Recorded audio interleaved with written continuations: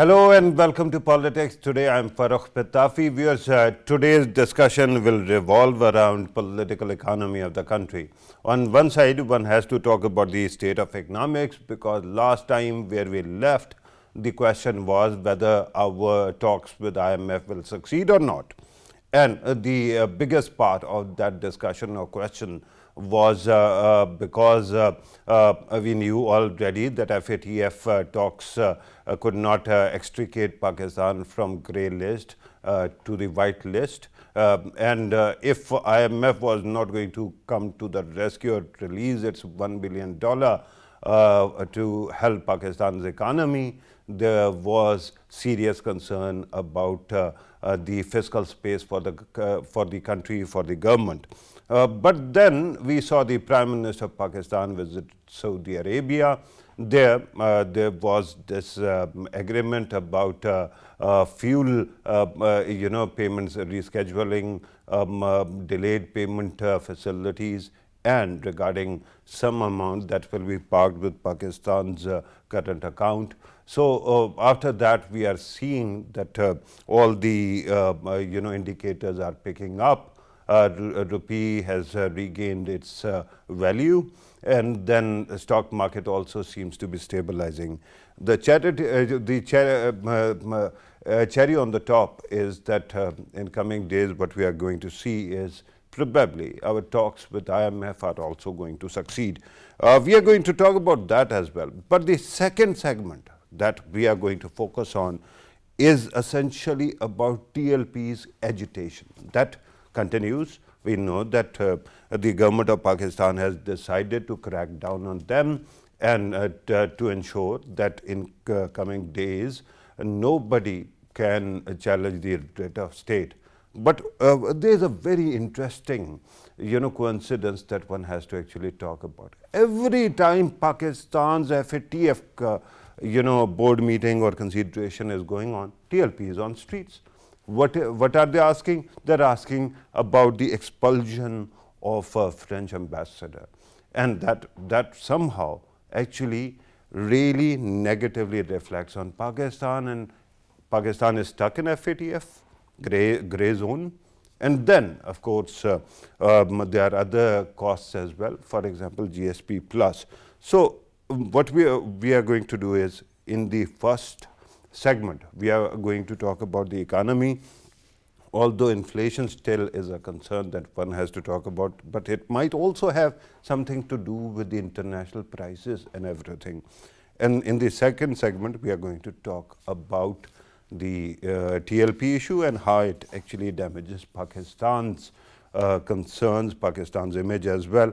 Before that, let me read a card to you, the Prime Minister of Pakistan's statement.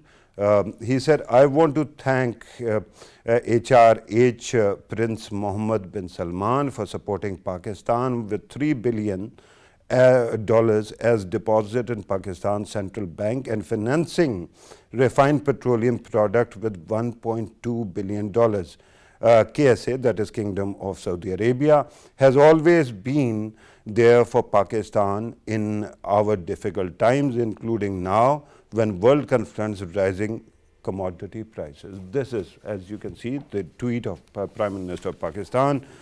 In the first segment, in order to help us understand the atmospherics regarding political economy, we are joined by Javed Jadoon Saab, who is a senior analyst, a senior journalist, needs no introduction, a regular on this show. Thank you very much, sir, for being part of the program. Another, Nabil Gabol Saab, is a leader of People's Party, who joins us on Skype. You can see him right now. And as we move forward, we will try to actually take some voice from the government, particularly Treasury side in the show. But in the second segment, we have their representation. The guest had to join us earlier, but because there is a meeting going on, so he had to actually delay his participation. Gabol Saab, thank you very much for your precious time as well. Let me start with you, Javed Jadoon Saab. Where we are at regarding economy, particularly inflation, and do you think while we kept on, when prices started going up, we thought that people are going to protest about that? Instead of that, we have seen something else. TLP is there on streets, and then the PDM and other parties that actually agitated, their protests were barely noticed by the media. Thank you very much, Farooq. I think you're absolutely right. When we talk about the political agitation, we discussed earlier as well that it is not going to make any impact as far as the political scene was concerned. Because of the, I reiterated once again that it's because of the credibility issue of the PDM, because they keep on changing their stances. They said that they would like to topple the government in Islamabad, and they would like to have early elections as well. And then all of a sudden they kept quiet, PDM imploded, disintegrated, and PPP left the alliance. And now they found the opportunity because of the inflation and price hike, and they believe that they would like to capitalize whatever is happening on the ground.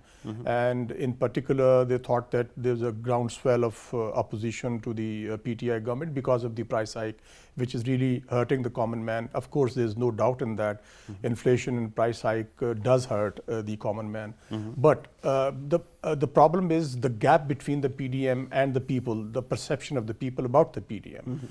Maybe there is disenchantment, there is dismay and disappointment among the people, but they're not willing to buy what PDM is trying to sell them. That's why you said, I agree with you, that hardly it was noticed by the media, and they didn't make any impact. While in the contrary, it didn't reach even the drawing rooms of people in the know. But my concern at this moment is when people are in difficulty, they cry out, right? And we know that there is a lot of economic distress at the grassroots level, especially people who depend on daily wages or difficulty like that. And yet, in the past, we have seen that they came out for that cause, economics, load shedding, economics, price hike, others. We are not seeing that kind of a reaction right now. Religious aspects, yes. Economics, no. Does it mean that most of the voters agree with the government's policies? I think, Farooq, it signifies that maybe people are a bit disappointed with the PTI government, but the alternative they see in the form of PDM, I think they believe that the two major political parties sitting in opposition have been tried and tested, and then they weren't able to deliver the way. I think still people believe, despite the fact they don't like certain policies of the PTI which really hurt the middle class. In my opinion, the most hurt class is the middle class in Pakistan, which is a vanishing class, in the sense that their buying power is diminishing. It is getting very difficult for them to sustain themselves as a middle class. But having said that, they are still not going for the other option, the option of the PDM, despite the fact that they are really hurt hard. Amazingly, the middle class is basically they're a voter of PTI. They are the core constituency, and they have been. You're right, because of the erosion in the value of rupee and because of the overall price hike throughout past 3 years. It has been the most losing side. But let me bring in Gabol Saab. Gabol Saab, you must be listening to the commentary that is going on.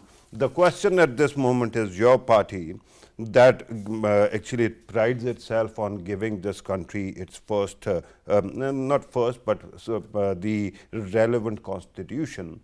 It doesn't seem to be gaining voice regarding these matters. Either it is PMLN or PDM that sets the agenda. And then regarding economics as well, I haven't seen any voices coming forward and talking about these matters. And plus, you share half of the ministers that worked with your government when you were in power at the center with this government. So that also actually shows regarding finance policies. Why is it that your party hasn't been able to come up with a coherent economic vision for the country? Pitafi Saab, first of all, thank you for having me on the show. I feel honored to be invited for the first time, hopefully many more times to come. I would like to sincerely disagree with you over this question or statement that you made. I don't think that People's Party is quiet or that People's Party's voice is not heard. Alhamdulillah, I'm proud to say that our chairman, Bilawal Bhutto Saab, is a very young, sane and very mature, even though he's the youngest party chairman right now, but people have been commenting that he is the most sane voice right now on the national mainstream politics. And the reason is because he's addressing people's issues.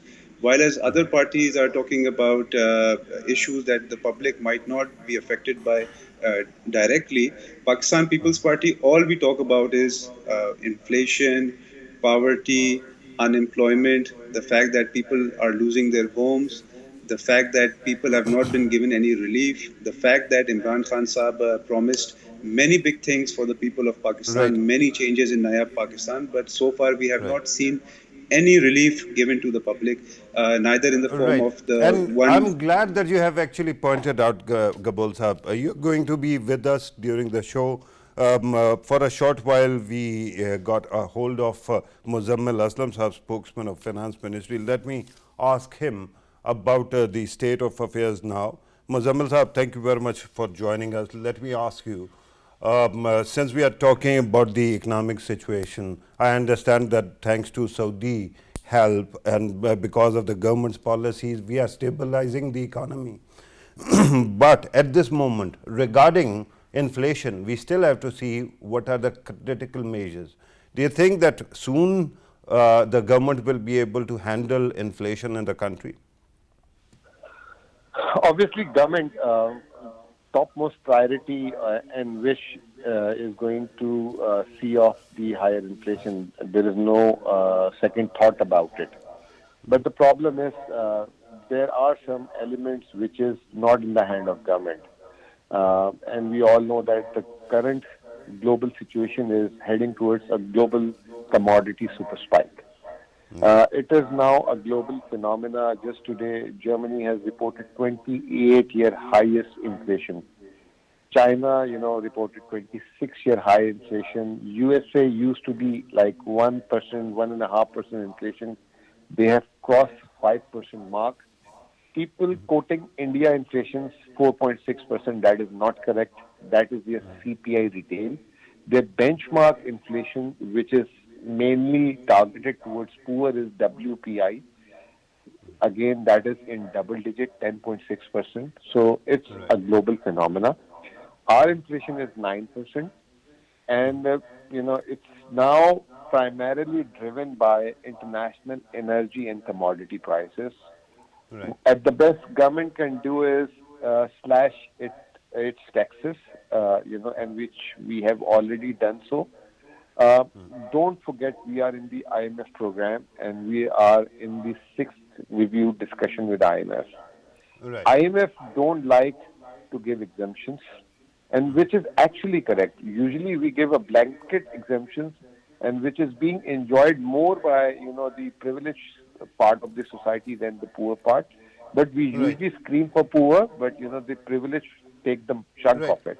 Muzammil sir, Yeah. before we actually focus too much on IMF, my question, since we are talking about inflation, and you rightly pointed out that there is commodity price inflation all over the world. But last time when you and I were discussing this, you actually brought up the matter, as you have right now as well, of global energy and petroleum prices. Right now, we have gotten $1.2 billion reprieve thanks to Saudi support on this front. Does it not mean that now the government will be in position to bring down the costs or at least control the rampant inflation in the country? I think we are mistaken this oil facility, and we are believing that this is an aid to counter the higher oil prices. Actually, that is not true. That is something to do. Government of Pakistan has to pay this back in a year's time rather than now. So it will be a liability, and the liability, if had this been, the aid. For example, year ago, we've got a lot of, concessions from international community when there was a corona. That was passed on to the public of Pakistan. But again, this is the one, at the moment you are not going to pay for this, but after 1 year you have to pay this back. So that is the relief which we call is, balance of payment relief. That actually will stop the bleeding in the foreign exchange reserves. Right. At the best, I can explain you in that way. But Okay. honestly speaking, energy prices at the moment in Pakistan are, driven by two factors. One, international, plus the local devaluation. With this Right. Saudi support, what will, it will help, to stabilize our exchange rate. Just in 2 days, exchange rate came down 3.5 rupees. If this trend will continue, then government might be in a position not to further pass on the prices. So let's Right. just hope first, the Yeah. prices to stay here.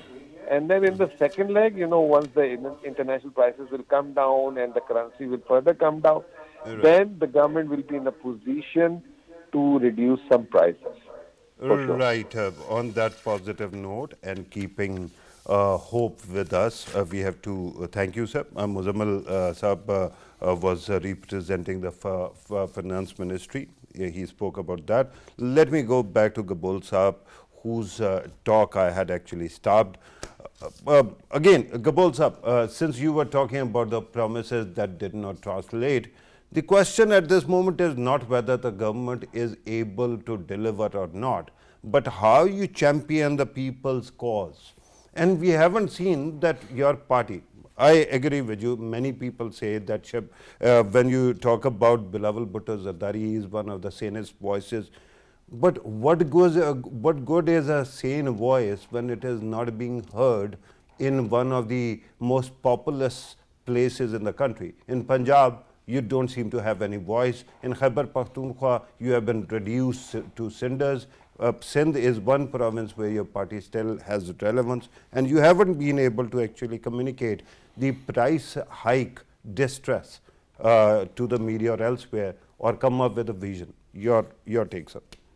Pitafi Saab, even tomorrow we are going to hold massive protests against PTI's record inflation all over the country, and our chairman has already directed us to hold such protests in all districts and wherever there is a press club or a media club to focus on that. So inshallah tomorrow you will see all over the news that Pakistan People's Party would have held a very successful protest to basically expose Imran Khan's failed promises.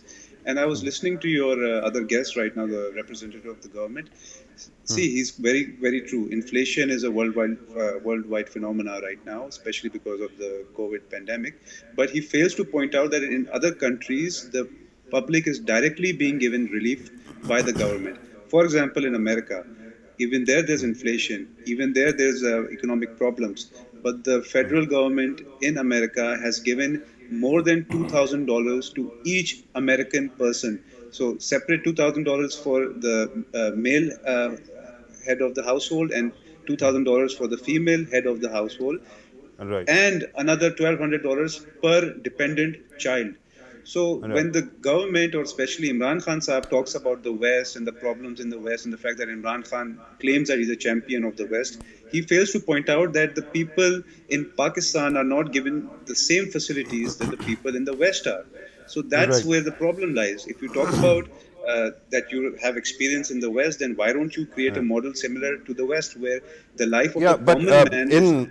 Gabol Sahab, in government's defense, since you were talking about the handouts that were given during the COVID shutdowns, at that time, government of Pakistan also gave some financial or monetary relief to the most vulnerable parties in the country, and we saw that later on, IMF actually helped through SDR, relief. But we are going to continue our discussion. I'm told that we have to take a small break. When we come back, we are going to add the element of TLP in the discussion, and we'll have the most relevant voice from the government also on the matter. Let us take a break.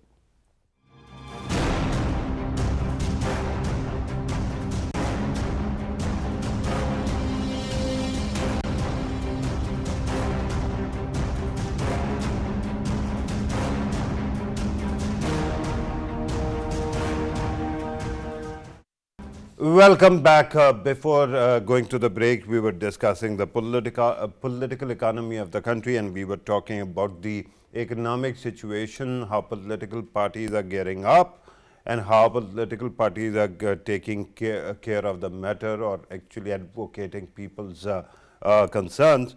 But since it is political economy, and before at the start of the program I talked about TLP protest and how interestingly it is entangled with Pakistan's economic concerns as well.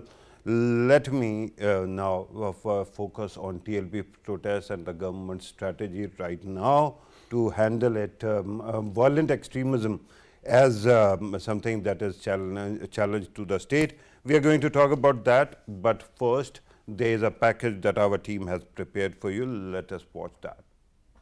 In April 2021, violent protests were organized by the Tehreek-e-Labbaik Pakistan after the arrest of their leader Saad Rizvi. Due to the violence against the populace and law enforcement agencies, Tehreek-e-Labbaik Pakistan was listed as a proscribed organization in lieu of Section 11B1 of the Anti-Terrorism Act 1997. After the announcement, Interior Minister Sheikh Rashid clarified that the government had tried its best to resolve matters through negotiations, but TLP's intentions were very horrifying. They did not want to step back from their agenda at any cost. Once again, the Tehreek-e-Labbaik has started marching towards the capital to force the government into accepting their demands. According to media reports, the TLP workers are currently in Gujranwala while stick-wielding activists of the group guard the procession. At a high-level meeting held to review the security situation, Punjab Chief Minister Usman Buzdar directed officials to take every step possible to establish peace in the province. He reaffirmed that nobody could be allowed to disturb people's daily lives, stressing that the protection of people's lives and properties is the state's foremost responsibility. Interior Minister Sheikh Rashid announced that the government had no reservations on any of the demands put forward by the banned Tehreek-e-Labbaik, except for the shutting down of the French embassy and expulsion of the French ambassador. It remains to be seen how this deadlock will end. So you have seen the reports, and now we are going to talk about what is going on right now. The protests or the march continues, and it seems that the whole thing has been created in a way that actually doesn't seem to have a rational demand behind it. So we are going to talk about that. Let me first come back to Javed Jadoon Saab. Javed Jadoon Saab, at this moment it seems that the state of Pakistan, because TLP has been going on since 2015, right? That was the start of their visibility. It doesn't seem that the state of Pakistan, now they might have a strategy, but we have been actually oscillating between various policy extremes. Why is it that one minute one tries to placate, the other moment one has to confront? Why can't we have one blanket strategy for every extremist organization that challenges the rate of state? Absolutely, Farooq. I think there lies the main problem, because we have not been able to devise a policy thrust rather, which could tackle such issues. Even in the past, the previous governments did the same they adopted the same strategy, negotiating with the TLP, and then accepting certain demands, like the demand was accepted, the written, I think there's a statement available even on the media as well, that the French ambassador's expulsion was accepted by the government. I think that was even, I think, by any standards. No, it was not accepted. I mean, the idea was accepted in the sense that they agreed to take it to the parliament. The whole to take the matter to the parliament and actually have debate. This is the part of agreement, yes, right? But Farooq, it wasn't taken to the parliament. The government could have done should that. It happen? Onus should have been, yes, I think onus should have been on the parliament. No, if parliament rejects, of course, I mean, every parliament. Farooq, Parliament is not an executive body. No. When you write in the joint communique that this particular issue will be taken to the floor of the House, debated over there, and decided by the parliament, I'm talking about what is written in the agreement between the two. You should have taken it there, and I strongly believe that every party sitting in the parliament would have definitely rejected it, because they were the past governments. Are you sure about that? I'm sure about that, because they could be the future governments as well. Because if you allow one religious party to dictate Pakistan's foreign policy, then there's no end to it, because many groups... That is not all. Dictation is one thing. Killing cops who are actually basically doing their job, and there have been 5 deaths at least since we last checked. So this is very important that one should not allow this kind of attitude to pervade, right? I agree, but the question is how the situation was handled. Were there enough people, enough, law enforcement agencies personnel to tackle? Because I believe there were thousands of demonstrators, and the policemen were not provided weapons. They were only carrying sticks, and I think this is how they became vulnerable.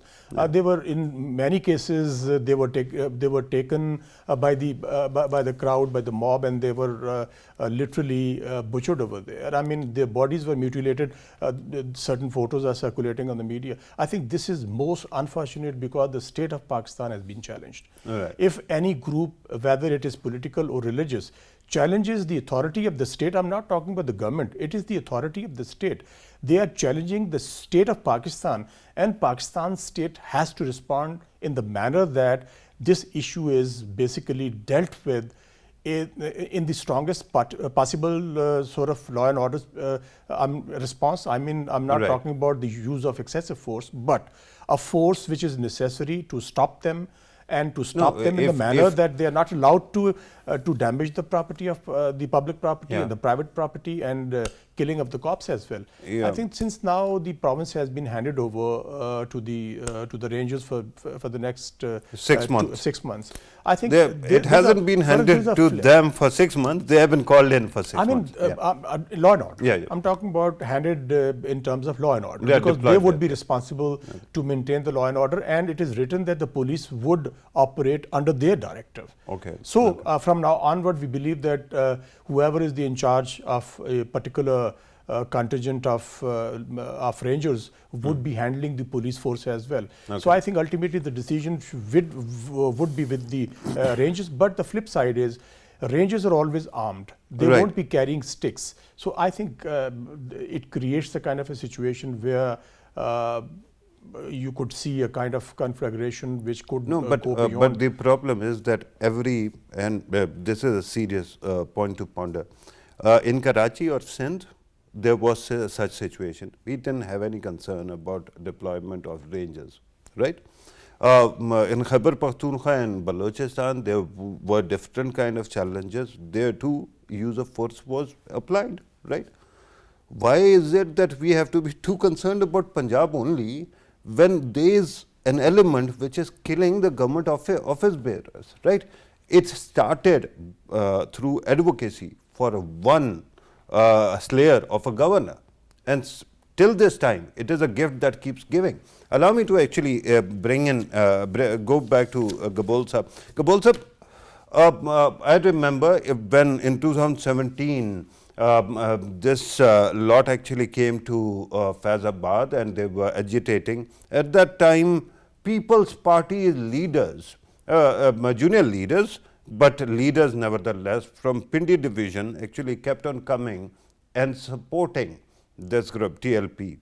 Now the question is, when I look around, I see only one party that commits itself to at least verbal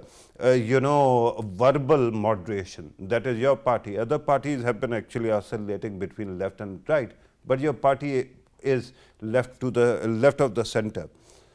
Right now it seems that your party also doesn't have a voice on the matter, and it doesn't seem to have moderate stance. Why is it?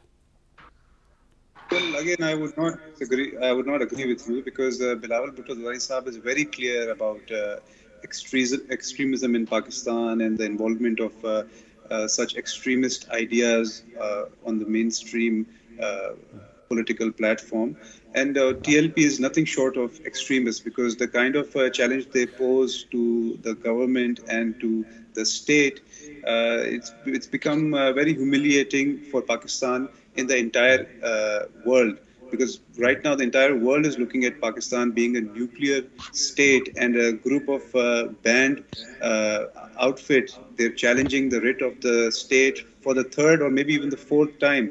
And even last time the situation was mishandled, because Right. apparently, at least from factual evidence, we've seen written Right. or signed agreement between the government and the banned outfit, where the government is Right. promising to kick Gabal out Sahab, or this is expel. second time I'm stopping you.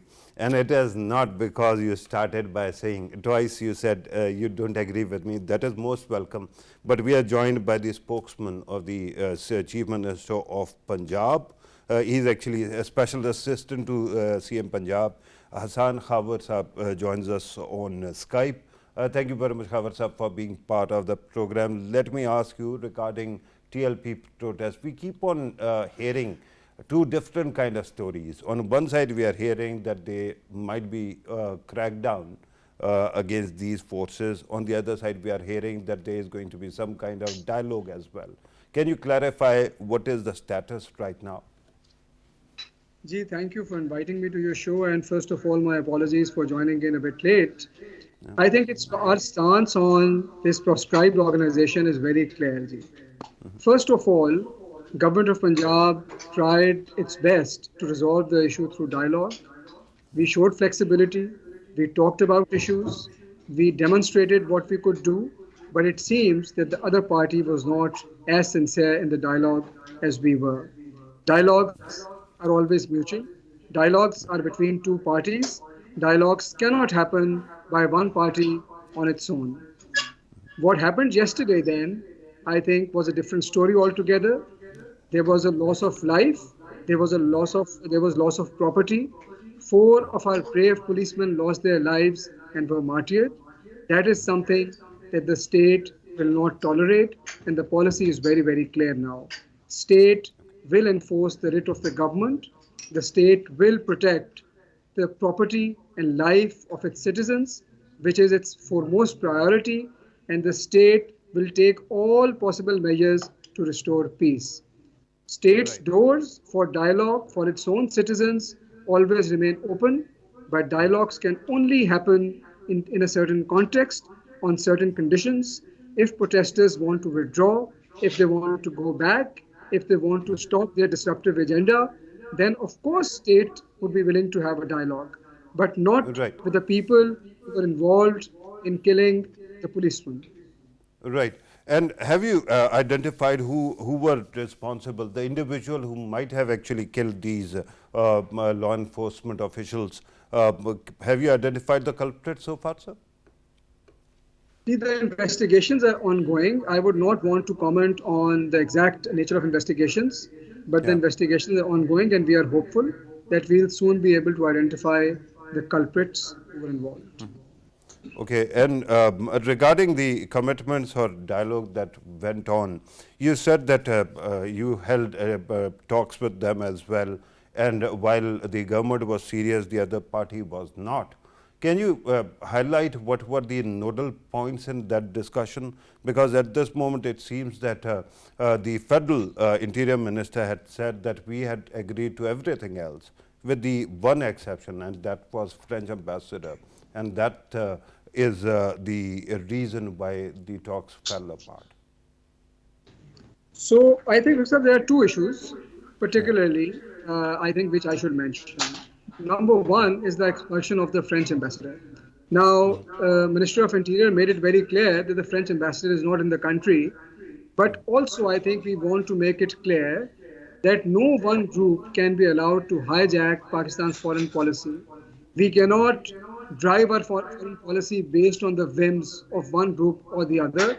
That's not how countries are run. I think that's the first point where I don't think there can be any dialogue. The second is about the release of their leader.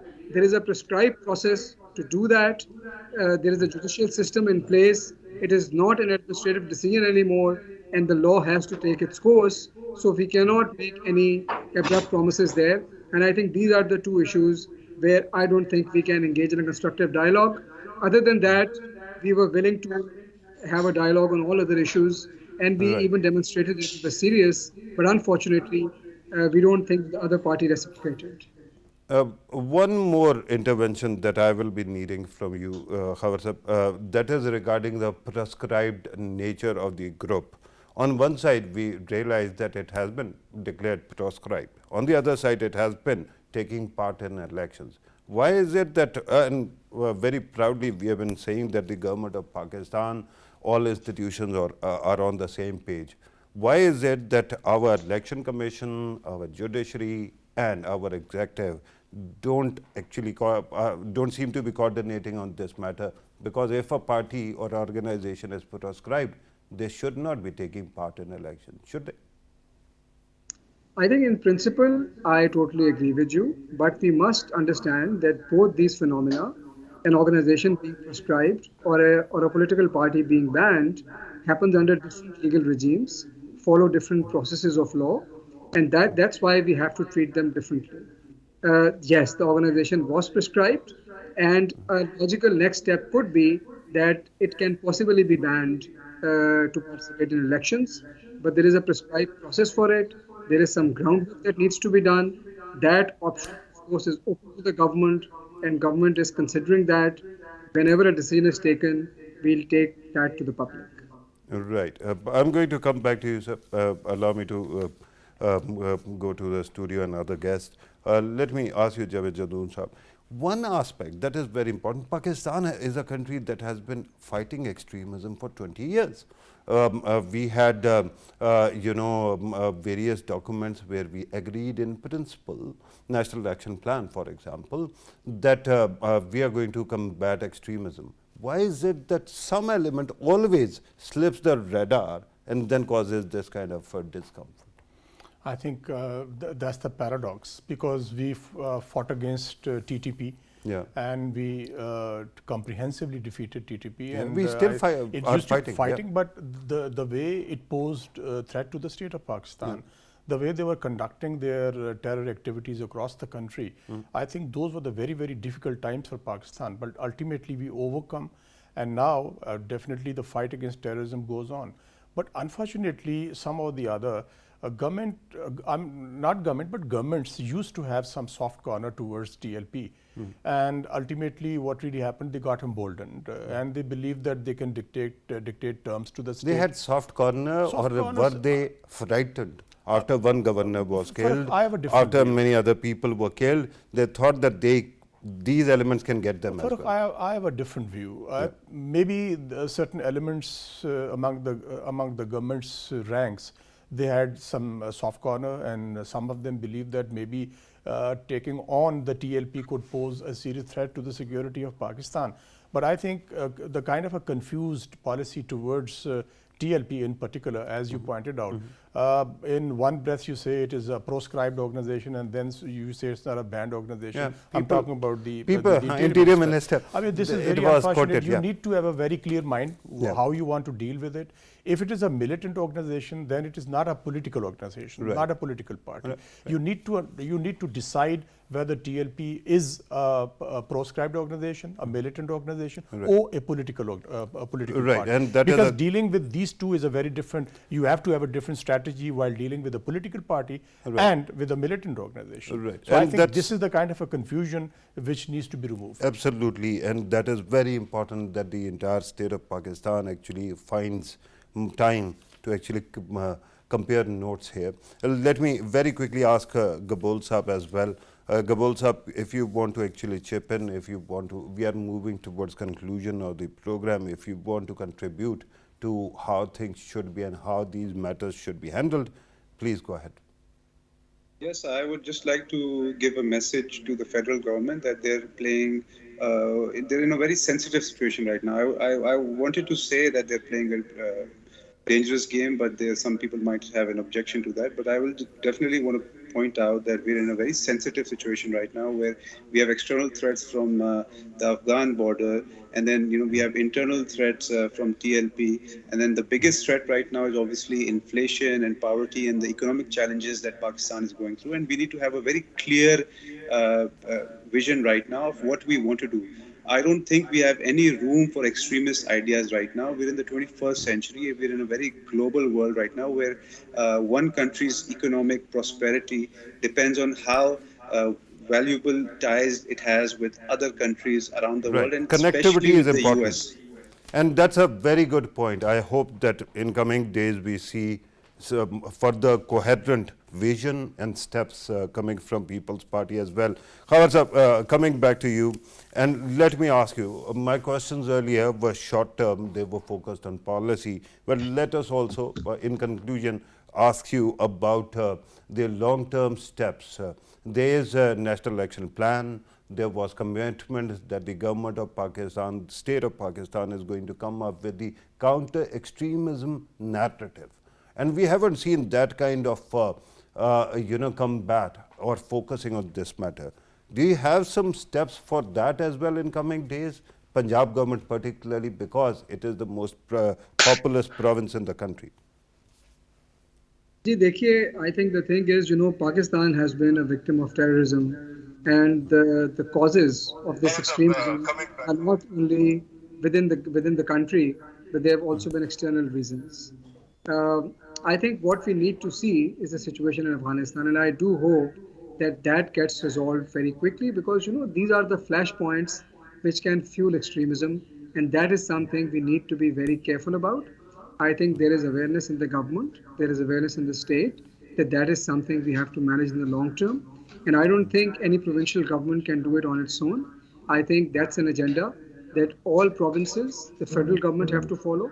It is an agenda that all political parties have to follow, and only then we can shape and change this narrative and come out of this problem. But I totally agree with you that it can only happen in long term. There is no overnight quick solution to this. Right, Azan Khabar Sahab, thank you very much for your precious time. I'm told that we have to conclude the program here.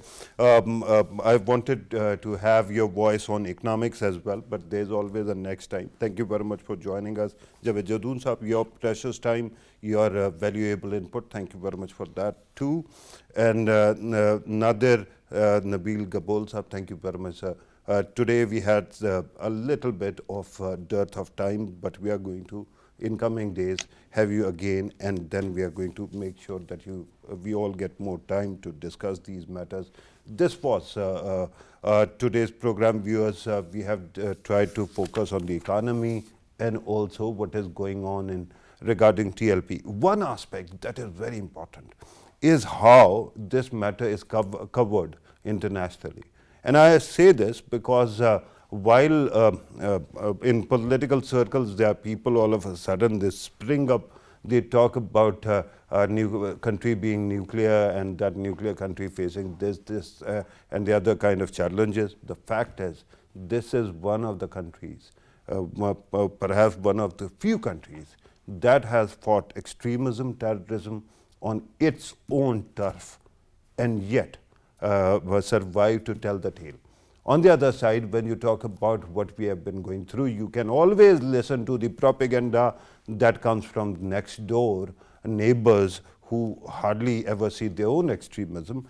But the fact is that this is a country that has been fighting not only for Pakistan, but the international or the future of civilization by confronting these extremists and by actually containing them, right? So if the French press or the European press or the Indian press actually focus on these matters and somehow try to play it up as a caricature of conviction of Pakistani people and the state, it is important that there should be somebody to confront them, because this country has gone through a lot, and frankly, standing up for one ambassador is not the principle or the point.